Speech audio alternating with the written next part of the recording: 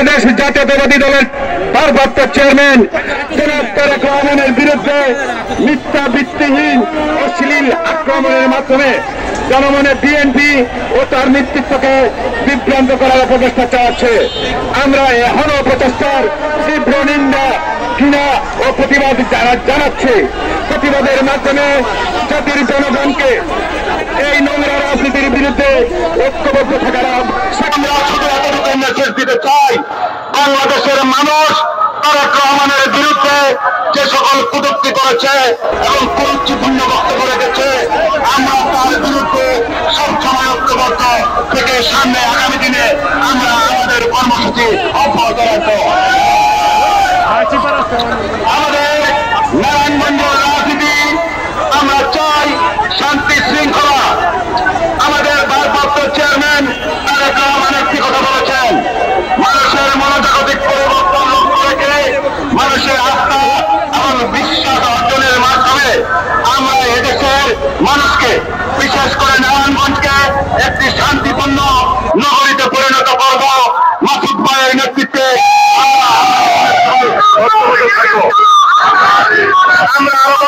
আমরা দেখেছি সময় থেকে শুরু করে নারায়ণগঞ্জের বিভিন্ন মাসুদ ভাই রাজনৈতিক নেতৃত্বকে সর্বাত্মক সহযোগিতা করেছে এবং তার অতীত ইতিহাস যদি আমরা দেখি, তিনি এদেশের মানুষের বিশেষ করে নারায়ণগঞ্জ বন্দরের মানুষের কল্যাণে এখন নিবেদিত প্রাণ। ইনশাআল্লাহ আগামী দিনে নারায়ণগঞ্জের প্রত্যাশা পূরণে তিনি একমাত্র ব্যক্তি যিনি নারায়ণগঞ্জকে প্রশাসনের নেতৃত্ব দেওয়ার যোগ্যতা। আমরা পরিশেষে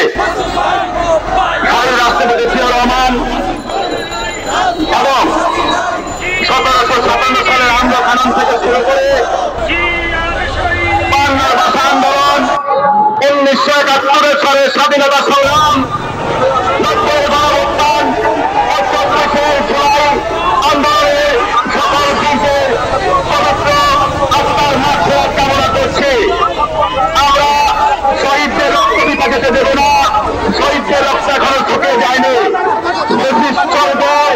ষড়যন্ত্র বাংলাদেশকে একটি অস্থিতিশীল রাষ্ট্রে পরিণত করার প্রচেষ্টা চালাচ্ছে। আমরা নারায়ণগঞ্জ থেকে জবাব দেওয়ার জন্য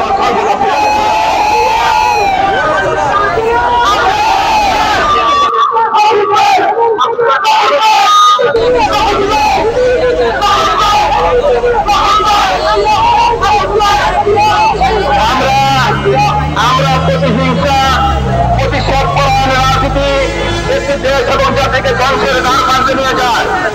আমরা যে নেতার নেতৃত্বে আগামী দিনের নারায়ণগঞ্জকে গণমানুষের আশা আকাঙ্ক্ষার বাস্তবায়নে দেশনেত্রী বেগম খালেদা জিয়া এবং তারেক রহমানের নেতৃত্বে যে আগামী বাংলাদেশ গঠিত হবে জনগণের ম্যান্ডেটের মাধ্যমে, সেখানে আমরা যার নেতৃত্বে নারায়ণগঞ্জে আমরা কাজ করব, কাজ করার প্রত্যাশা রাখি।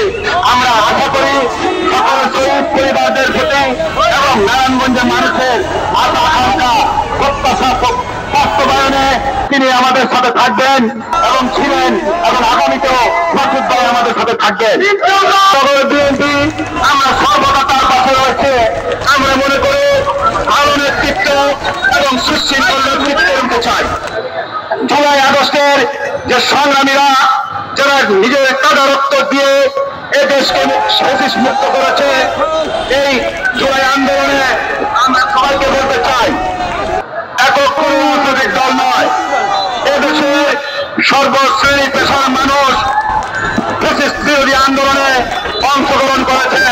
যারা শহীদ হয়েছে তাদের প্রতি আমরা বিনম্র শ্রদ্ধা জানাচ্ছি। যারা আহত হয়েছে তাদের আশু রোগ মুক্তি এবং সুস্বাস্থ্য কামনা করছে।